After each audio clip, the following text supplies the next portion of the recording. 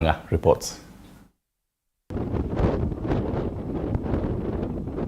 It is a hostile environment, one that is harsh and has forced every living thing here to adjust to the environment after the rains failed for months. Birds scramble for carcasses strewn all over the place. This is the county of Samburu. So bad is the situation that residents have started dying as a result of hunger. We've also agreed on some very emergency situations that we need to undertake to save the lives of our people. Because, as you know, we are having a drought that's so serious. It's never been seen in the last 50 years. So we are facing an extraordinary situation. Every drop of water in this county matters. According to Red Cross, over 20 counties are affected by drought. In Wajir County, leaders have held an emergency meeting to find ways they can alleviate the suffering of the residents. We're not going to allow our people to suffer like they've done in the past.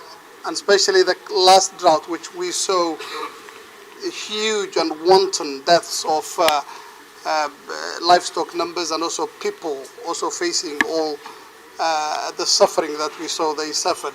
So as a county government, beginning today,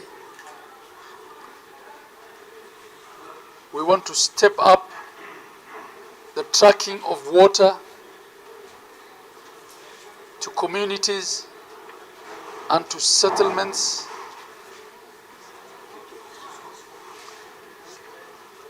and we have asked our water department to bear the cost of all the fuel and all the allowances of drivers.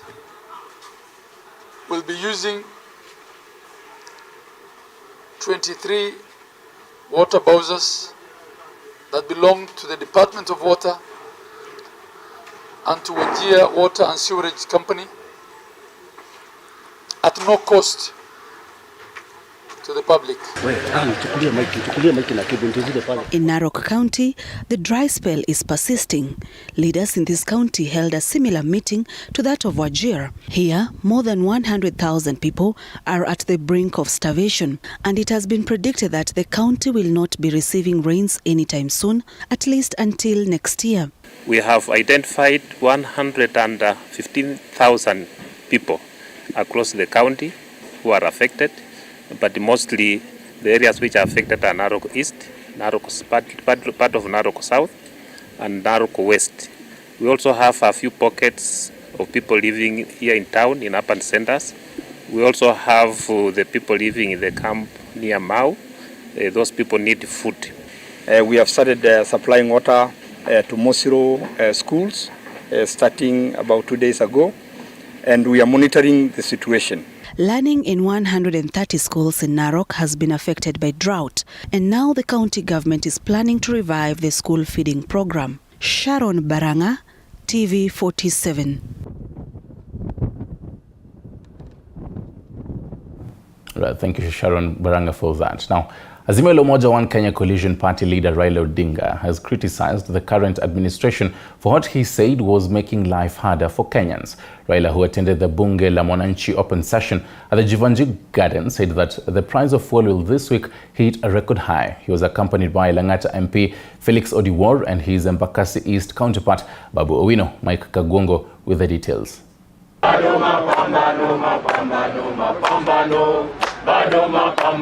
Speaking on Tuesday during a meeting at Jivanjig Gardens where he had a date with Bunge la Mwananchi, Raila faulted the current regime of President William Ruto for lifting subsidies. Wiki hii bei mafuta itapanda tena.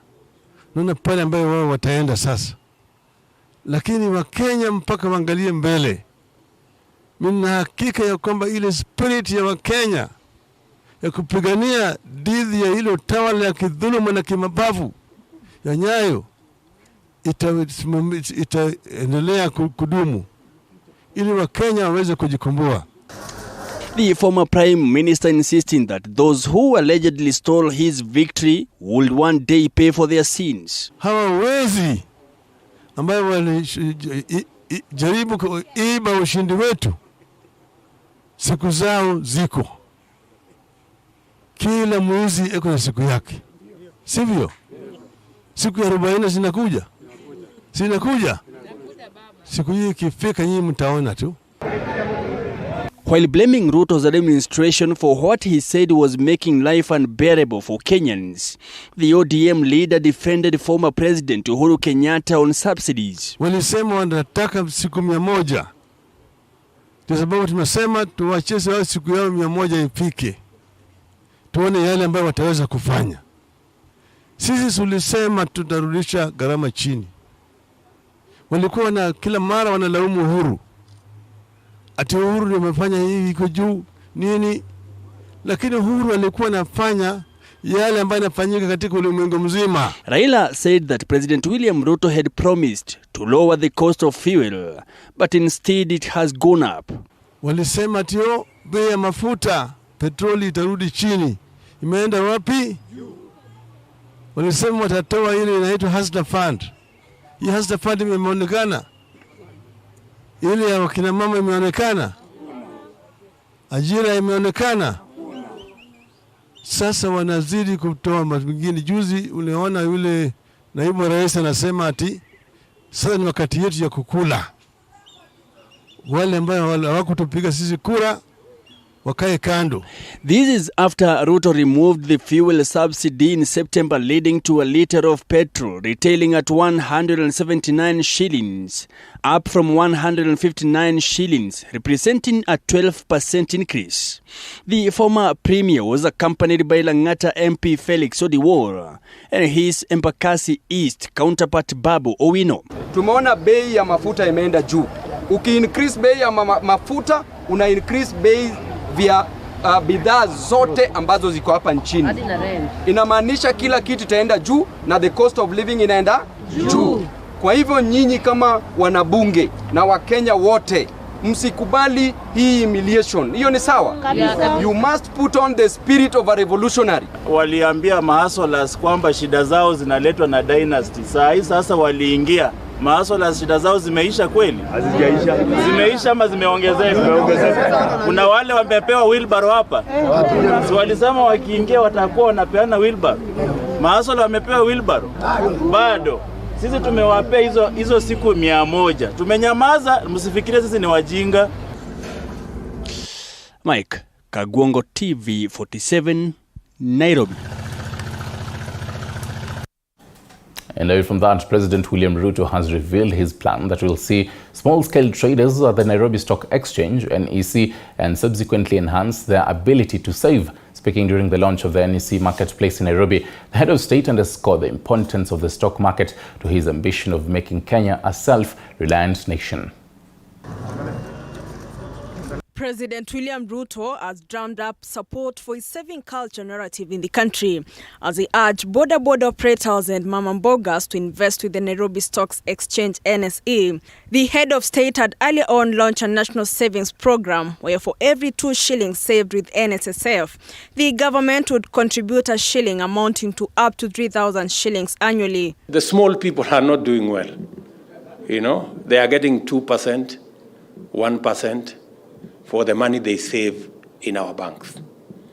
I think it's only fair that we begin the journey to even our returns. Speaking on Tuesday at the NSE offices in Westlands, Nairobi, President Ruto said the listing of 10 more companies to NSE would present an opportunity for more Kenyans to hold shares and improve their economic well-being.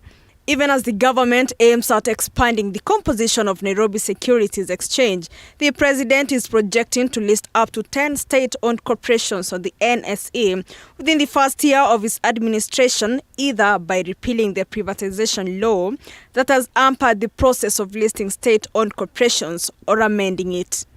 That the growth of the capital market has to be a shared agenda of my government and the private sector.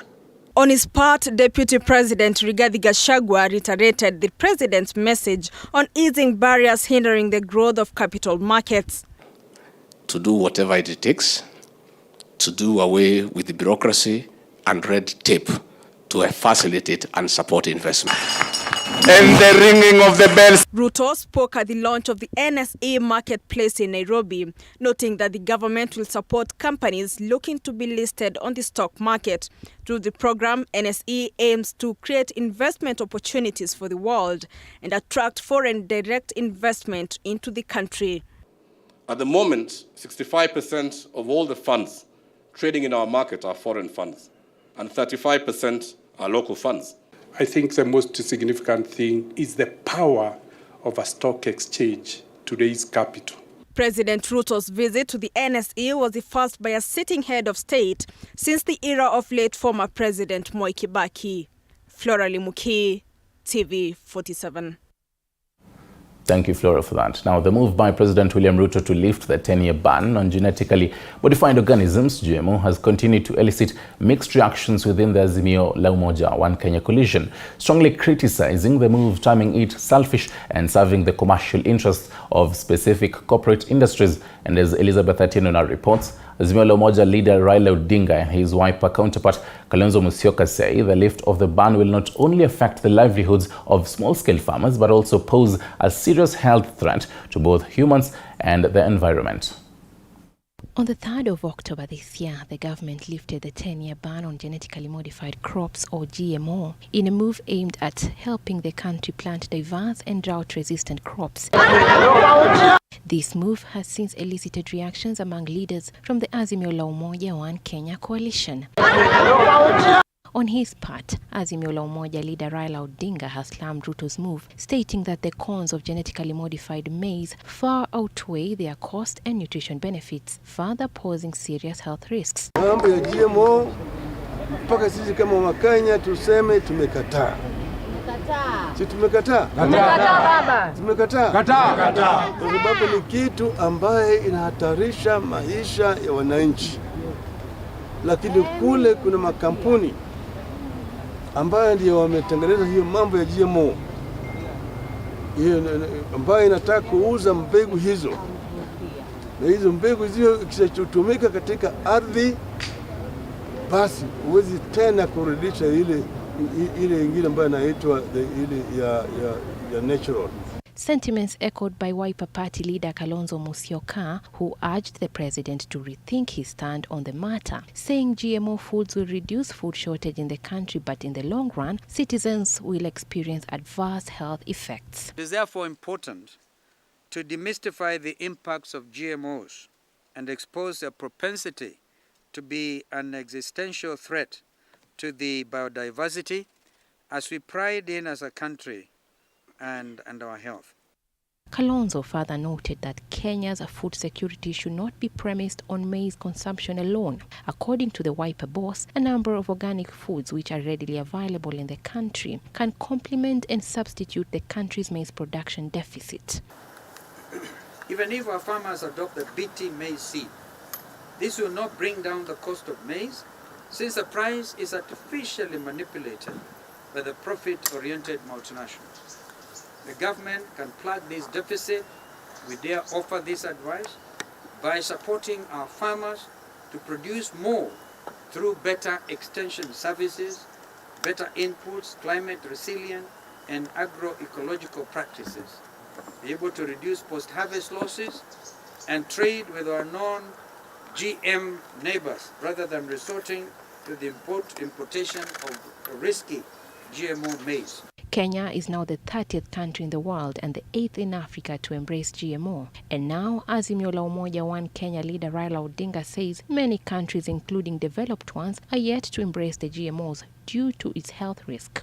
With Kalonzo pointing out that GMO food will interfere with the exportation of Kenya's agricultural produce to neighboring countries which do not advocate for production of GMO foods. Nchi mingi ya Ulaya imekataa. Ujerumani imekataa. Nchi ya Uholanzi imekataa. Italiano imekataa. Sweden imekataa. Kule nchi zingine Estonia imekataa. Ufaransa imekataa. Yale yote ni nchi ambazo zimeendelea kiusayansi. Imekataa kwa sababu gani? Kwa sababu wanahakika kwamba itadhuru maisha ya watu yao. The two leaders have expressed their disappointment on a section of religious leaders and faith-based organizations who have remained silent on the matter. Sasa tunasikia wengine ati kanisa nasema hapa ati wanataka kufanya utafiti. Utafiti gani ambaye kanisa ya Kenya itafanya kuliko yale ambayo yamefanyiwa na nchi zile ambazo zimeendelea kisayansi kama Ujerumani? Utafiti gani utafanya hapa? Hiyo ni takataka.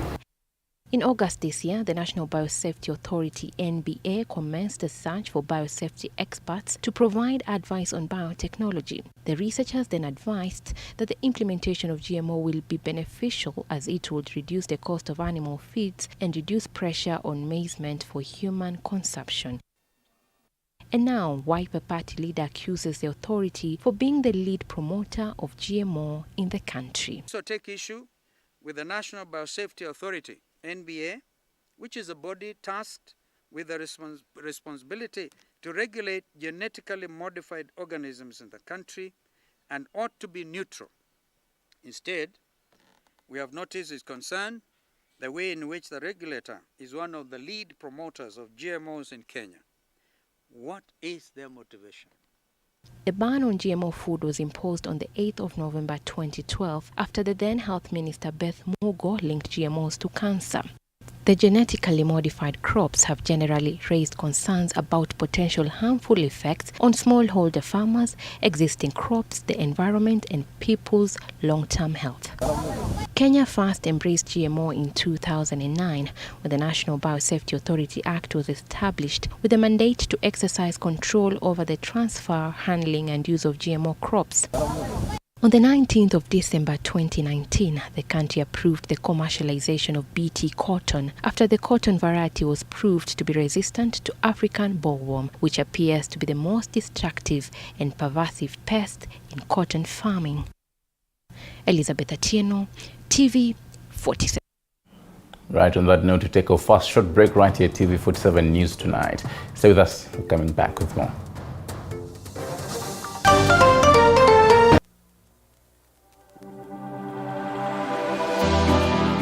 How well do you know what's happening around you? Morning Cafe with heated political debates. Baraza la Siasa. Hiyo kitu azungumzie, angalie hali ya maisha ya watu. Informative health discussions. Business, farming. Tasty Wednesday, Fitness Thursday, and Feel Good Friday with amazing DJs, celebs, waimbaji, kuna comedians, alafu kuna wajinga. and music bands every Monday to Friday from 6 a.m. to 9 a.m.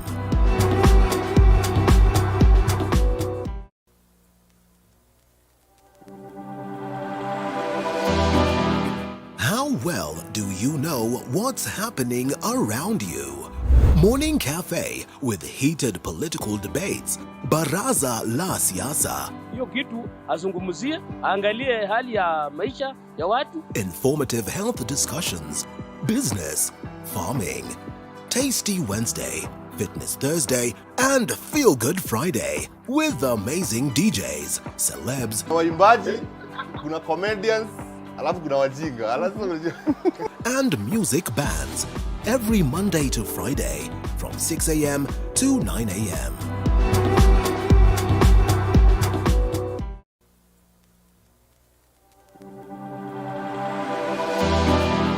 How well do you know what's happening around you? Morning Cafe with heated political debates. Baraza la Siasa. Hiyo kitu azungumzie, angalie hali ya maisha ya watu. Informative health discussions. Business, farming.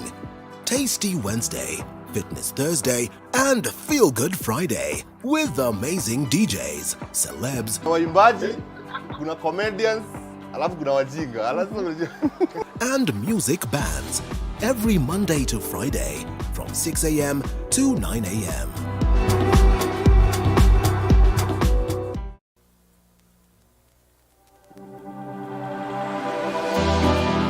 How well do you know what's happening around you? Morning Cafe with heated political debates. Baraza la Siasa. Hiyo kitu azungumzie, angalie hali ya maisha ya watu. Informative health discussions. Business, farming. Tasty Wednesday, Fitness Thursday, and Feel Good Friday with amazing DJs, celebs, waimbaji, kuna comedians, alafu kuna wajinga. and music bands every Monday to Friday from 6 a.m. to 9 a.m.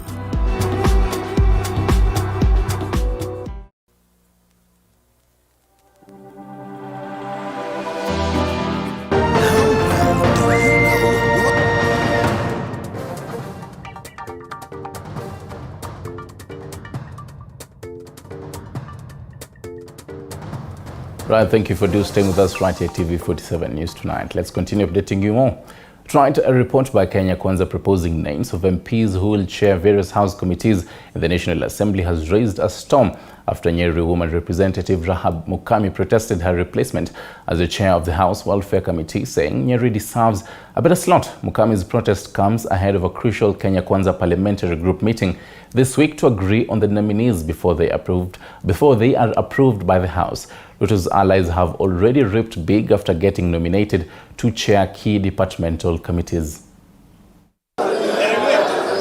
Ahead of a crucial parliamentary group meeting to agree on names of proposed chairs to various departmental committees, President William Ruto will have to face a section of his allies from the Mount Kenya region, unsatisfied by a report proposing his key allies to chair House committees in the National Assembly. Actually, second-term Nyeri woman representative Rahab Mukami protested the decision to allocate her members' Welfare and Facilities Committee chairperson slot, saying it's not commensurate with the support Nyeri gave President William Ruto in the August 9 general election.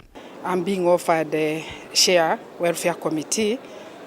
I didn't take it kindly, and I don't think I'm ready for that because Nyeri deserves better. You know, as we delivered.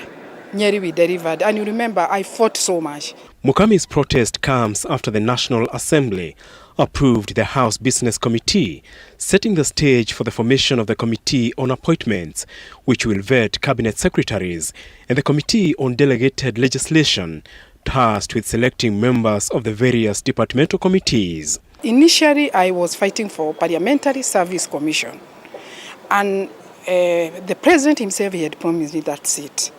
Because when I was fighting for that position, I was alone. Everybody else was going for governor's seat.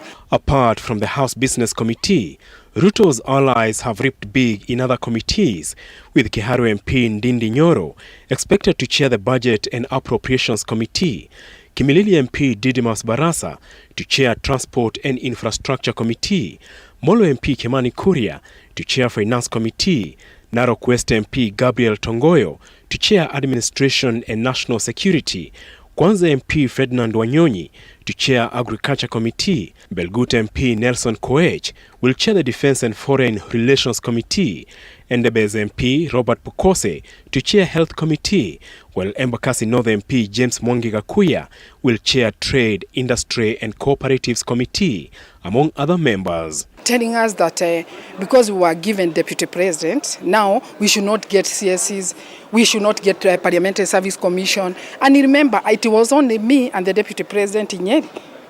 And that is why we are seeing the members who have come back, all of them are new. So I am like, okay, good, we have the deputy president, but he's in the executive. Nyeri County need to be represented in Parliament. On Tuesday, Wiper Party leader Kalonzo Musyoka called for vigilance from Azimio MPs in House committees to check on the executive, while declaring they will move to court to challenge National Assembly Speaker Moses Wetangula ruling, declaring Kenya Kwanza as a majority party. Apul Kamau, TV47. Thank you, Apollo Kamau, for that. Now to some county affairs, with county governors now unveiling the county executive committee members. Elgeyo Marakwet County Governor Wesley Rotich has subjected the new CECs in signing a 2-year contract that will gauge their performance on whether they will be given contract extensions or not. Bungoma Governor and former Senate Speaker Kenneth Lusaka says in naming his cabinet, he has ensured minorities and marginalized communities as well as gender balance has been given priority. And as Paul Kirobi tells us, the new county CECs will have to work hard in ensuring county governments are able to raise more revenues and continue with President Ruto's development agenda. Some county governors have unveiled their cabinet lineup ahead of the heavy task awaiting them. Among them is aligning their county operations with President William Ruto's agenda and ensuring county governments are able to sustain themselves. Marakwet Governor Wesley Rotich has been forced to set the bar a notch higher by asking his ministers to first of all sign a 2-year performance contract before they are handed an extension in the 5-year period. For this team that are coming, they will be signing a 2-year term contract. If you don't perform, you actually go home and we get another person to come and work for us, so that we don't have people who will remain for 5 years and our community suffers. Alphaios Tanui has been unveiled as the Minister for Finance and Economic Planning from Keyo South. The health docket will be led by Michael Kibiwot, also from Keyo South. Monica Jeptum Rotich from Marakwet West will be leading the public service, devolution, administration, communications, ICT and e-governance docket. Edwin Kibor from Marakwet East will be the Minister of Education and Technical Training, while Edwin Kibet Seroni from Marakwet West will handle agriculture, livestock and irrigation. In Bungoma County, the new governor and former Senate Speaker Kenneth Lusaka also unveiled his cabinet in what he termed as a list that has complied with the Constitution's principles of inclusivity, protection of the interests of the minorities and marginalized communities, as well as ensuring gender balance.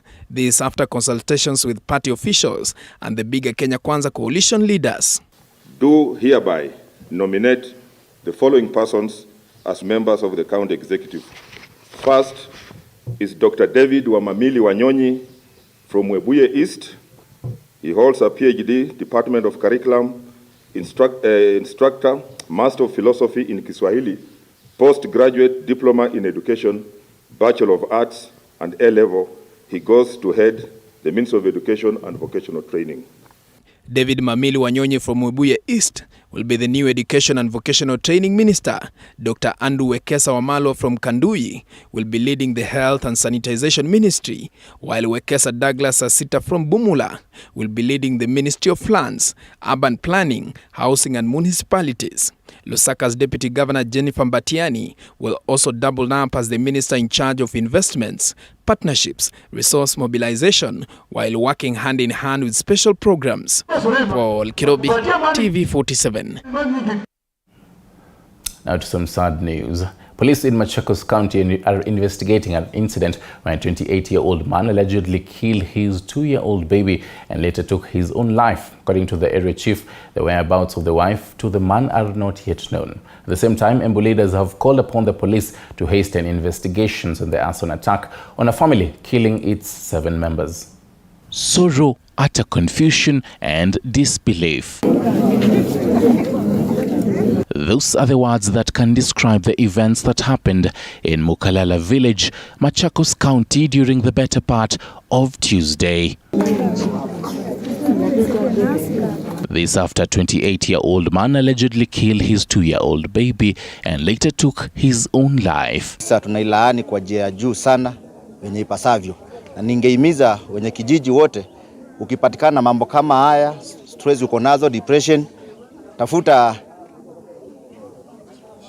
ushawishi kwa watu wenye wanapaswa kukupea ushawishi yenye inafaa. While confirming the incident, the area chief Christine Mwelu stated that the whereabouts of the wife to the man are unknown.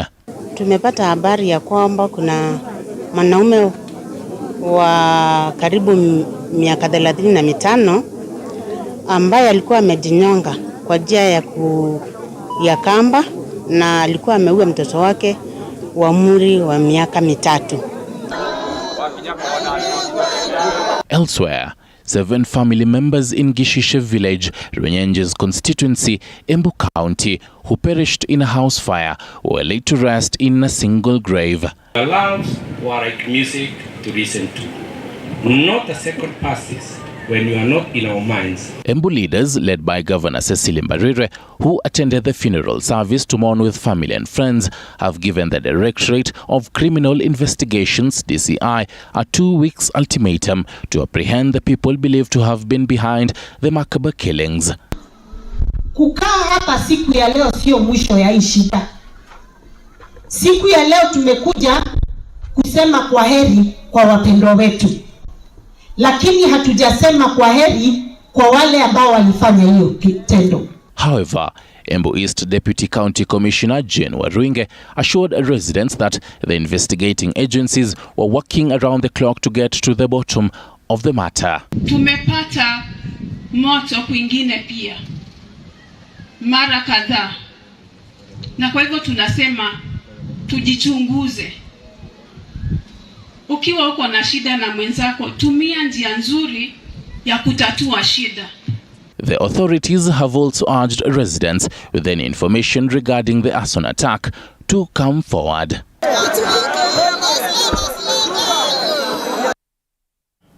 And still on a sudden note, family in Subuki, Nakuru County is in grief after they got shocking news of their daughter's demise, who has been out of reach since March. While in Saudi Arabia, Margaret Ruguru left the country in May 2021 in search of greener pastures in the Gulf country as a house girl through a Kenyan recruitment agency.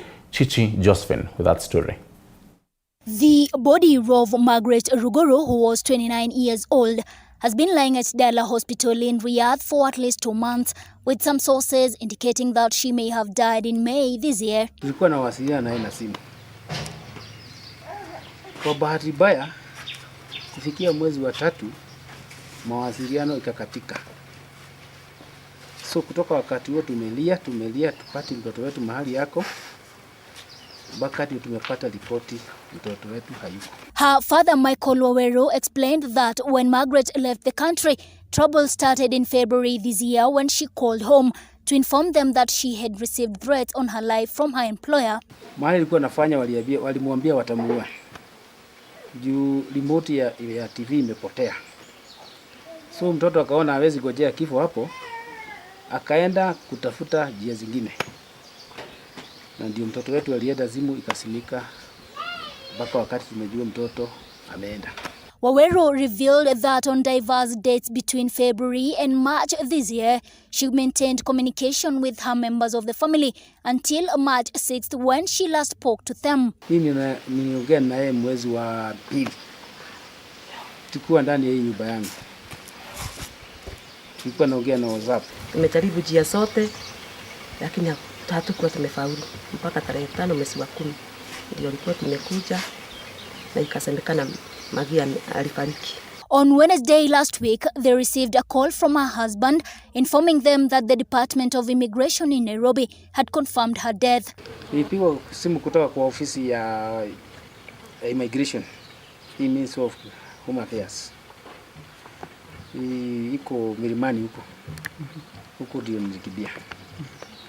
Na nikaelezewa hiyo maneno. Na kile kijana ndio alikuwa amepigwa simu. Ndio akanipigia simu yeye mwenyewe.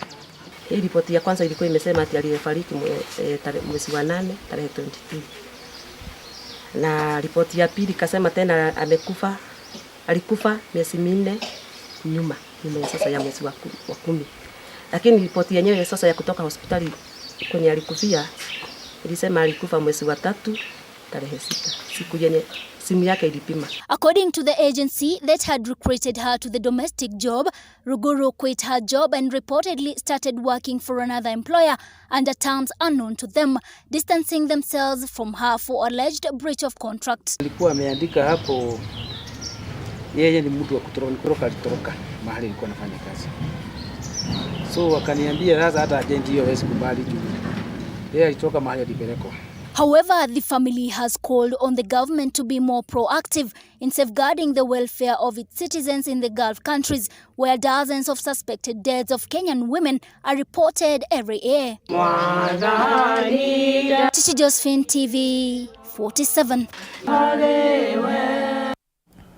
Right, thank you for that, Chichi Josephine. And quite some sad news right there. Hopefully, one day we will not actually be reporting such incidences in Saudi Arabia. On that note, we take a short break. We'll be right back with more.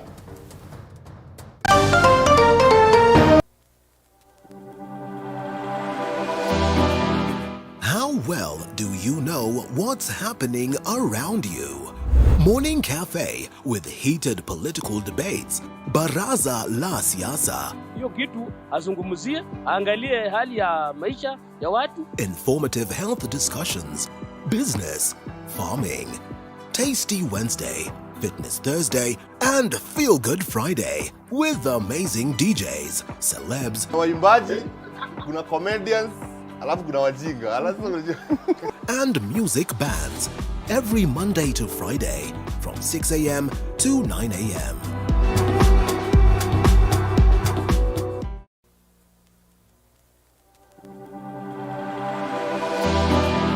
How well do you know what's happening around you? Morning Cafe with heated political debates. Baraza la Siasa. Hiyo kitu azungumzie, angalie hali ya maisha ya watu. Informative health discussions. Business, farming.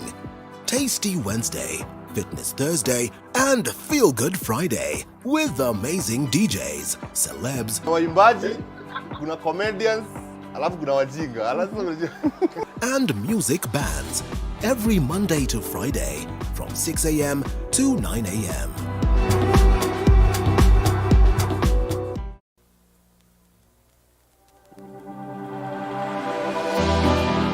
How well do you know what's happening around you? Morning Cafe with heated political debates. Baraza la Siasa. Hiyo kitu azungumzie, angalie hali ya maisha ya watu. Informative health discussions. Business, farming. Tasty Wednesday, Fitness Thursday, and Feel Good Friday with amazing DJs, celebs, waimbaji, kuna comedians, alafu kuna wajinga. and music bands every Monday to Friday from 6 a.m. to 9 a.m.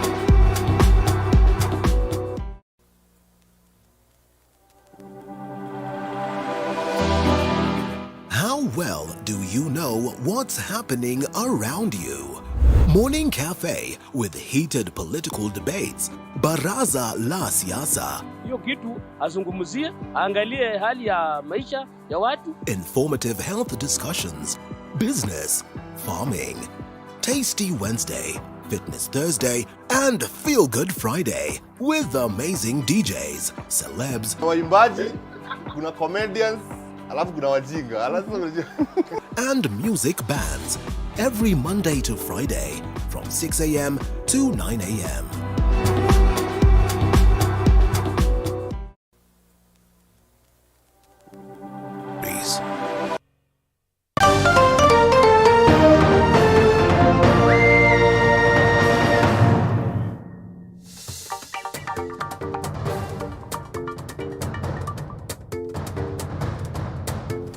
Right, thank you for keeping it your #1 home of untold stories.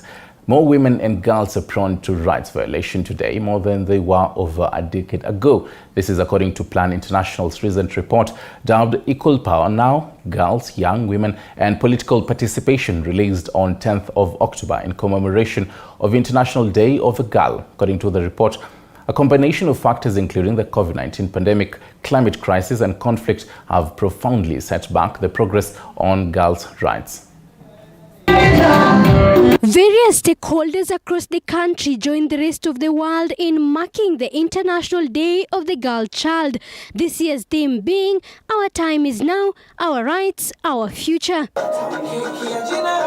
In Nairobi County, stakeholders in the girls' rights space released a report revealing that girls' rights gains over the past decade have been slow, fragile and unequal. According to the report, more women and girls are prone to rights violations today more than they were over a decade ago. Across 144 countries in the UN Sustainable Development Goals, not one country yet has achieved gender equality. Not one country. There's many who've moved, but no country can yet say they've achieved it according to the benchmarks that they agreed. As of 2020, more than 3 billion girls and women still live in countries with poor or very poor scores for gender equality. In Baringo County, cases of rape, early marriages and female genital mutilation are still being recorded, with the county revealing that at least 6 out of every 10 girls are sexually violated, with the cases being solved at home. Unfortunately, defilement cases have continued to go on, and as national governments and also as the public, we all know that it's illegal, it's been outlawed. Kangaroo courts should not happen when it comes to young girls being defiled by men. Those local arrangements are not allowed. And we're collaborating with chiefs up to the assistant chiefs and the Nyumba Kumi elders to ensure that such cases go reported. And whoever is found culpable will be dealt with according to the law. In Bungoma County, parents were urged to invest in their girls' education by providing necessities such as sanitary towels that are a leading cause for school dropouts among teenage girls. Wasichana wapewe kipaumbele, wasichana wasikizwe, wasichana wapewe nafasi so that they can also exploit their potential. Wasichana sana sana unapata wasichana wamepakwa, even young women are raped. And badala watu kuwahurumia, tena they blame them, wanaona makosa ilikuwa yao wenyewe. Na saa zingine ni sababu ya kazi ambayo wanafanya, maeneo ambayo wanakaa, na pengine hali vile iko. Kwa hivyo, wacha tutetee wasichana. Finally, in Kajiado County, more than 100 girls rescued from the shackles of early marriage and FGM graduated with vocational skills such as sewing and bead making. Zainab Mohammed, T47. Right, thank you for that, Zainab Mohammed. And remember, as I had started, I had asked you, what do you remember, or rather, what do you celebrate the culture around you? Might be your sister, might be your wife, might be your mother. What particular thing do you remember her and always, every time remember her and celebrate her for that? Keep talking to us on our social media platforms at TV47KE, that is on Facebook and Twitter. Now we continue with other. Garissa County continues to register increased number of cases of children with malnutrition, which now stands over 39,000 of children under 5 due to ravaging and raving drought across the county. Malnutrition also reduces a child's brain power, making them susceptible to diseases and infections such as diarrhea and vomiting. The condition also inhibits the child's growth and limits their production in future. Our correspondent Hashim Jamal filed the following report. A spot check at Sankuri Health Center, a few kilometers from Garissa town. A group of women have brought their children for checkups, where nearly all of them are malnourished. According to Zainab Mohammed, a mother of 6, the condition was occasioned by the fact that many families now depend on a single type of meal for a month as a result of poverty. Majority of pastoralists have lost a significant number of livestock, which will have supplemented them with other food containing nutritional value. Mtoto amekuwa weak, labda hajapata ile chakula natakikana mwili yake ipatwe. Basi nikaleta hospitali akanisaidia. Toka hii unajua Blambet kwanza ni dawa si chakula. Madaktari wamesema ni dawa. Watoto wote nikipeleka nyumbani siwezi patia watoto wote. Lazima kule ile mtoto daktari ameandikishwa. Kama ungepata chakula tofauti, hata ungepatia watoto yao hiyo chakula mwenye nafaka. Kwa vile wanakula chakula aina moja, hawana hiyo uwezo ya kununua hiyo chakula aina nyingine. Garissa County Nutrition Coordinator Shamhat Yusuf says the drought situation in the county is dire despite concerted efforts by both the government and partners, and that it could worsen going by the recent weatherman's warnings. She says in addition to 39,800 children under 5 years, about 5,500 pregnant and lactating mothers are also affected across the county. So many children are affected. The expected children who are supposed to be malnourished are almost 20% of our population. That's out of the 100,000 children in Garissa County, 20% are supposed to be expected to be malnourished according to the survey. But when we look at our registers, not all of them are in the programs. So what we are doing is we are intensively looking for these children who might not be in the program through the mass screening. Mothers are also malnourished. Almost 5,550 something mothers are in the program currently with malnutrition. If the mother is malnourished, that means the child will automatically also be born malnourished. Sugo Madei, a nutrition coordinator at Save the Children organization, said they have increased the identification and screening of malnourished children who are put under the nutrition program in partnership with the county government. The integrated medical outreaches are now supporting to identify and treat malnutrition. Equally, we have other hygiene promotion messages to prevent even occurrence of malnutrition, and of course health education, and also counseling on infant and young child feeding, so that we also avoid malnutrition in the long run in our communities. All these are integrated with the medical outreaches. Equally, we are also providing cash transfers to these households, especially households with children with severe acute malnutrition are also receiving cash transfer. They're being referred to receive cash transfer. So this cash is basically supposed to meet the minimum expenditure basket, specifically 50% of the food for the household. The identified beneficiaries are supplied with supplemental food, which is provided by the World Food Programme and UNICEF. Reporting for TV47, I am Hashim Jimal. And to the wonderful world of sports. 2 weeks after legendary marathoner Eliud Kipchoge broke the world record at the Berlin Marathon, car manufacturer Isuzu earlier today held a commemoration ceremony to celebrate the successful achievements of Kipchoge in the athletics world. Our sports reporter Duncan Mutua attended the ceremony and filed the following report. 2 weeks after Eliud Kipchoge broke the marathon world record and in his third anniversary of historic Ineos 1.59 challenge, vehicle manufacturer Isuzu earlier today held a special event to celebrate Kipchoge's successful endeavors in athletics. I'm happy actually with what has been launched with the limited edition of 159. It's inspirational to the next generation for people to work hard. During the special event, Kipchoge gave a passionate speech about developing a mindset for success, saying his path was guided by integrity, self-discipline, belief in oneself, and having the right character. We need people actually who accept what has happened and move on. Avoid complaining. That's how to move. If you observe and respect time, that's respecting your responsibility. It's not about punctuality. It's about respecting your responsibility. If you are respecting what you are doing, then you keep time. Then you respect time. It's not about punctuality at all. The car manufacturers Isuzu unveiled a limited edition Isuzu D-Max model christened the 1.59 special to celebrate Kipchoge's historic sub-hour marathon achievement 3 years ago on the streets of Vienna. And stretching back to its records, Kipchoge has already won 4 out of 6 world's major marathon titles, including the Chicago Marathon, London Marathon, Olympics, and recent Berlin Marathon, which is set a new world record of 2 hours, 1 minute and 9 seconds.